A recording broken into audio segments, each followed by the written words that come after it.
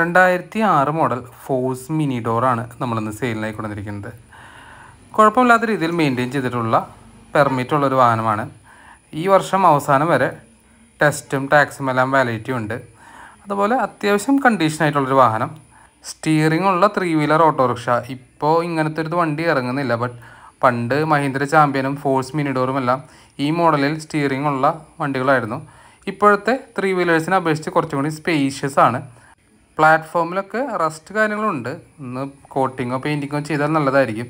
അതുപോലെ under ബോഡിയിലാണെങ്കിലും comparatively കുറവാണ്. Engine side നോക്കുമ്പോൾ ഡീസൽ എഞ്ചിനാണ്. കോമൺലി യൂസ് ചെയ്യുന്ന കിർലോസ്കറിൻ്റെ എഞ്ചിനാണ്. ടയർ ഭാഗം നോക്കുമ്പോൾ ഒരു ആവറേജിന് മുകളിൽ തന്നെ കാണിക്കുന്നുണ്ട്.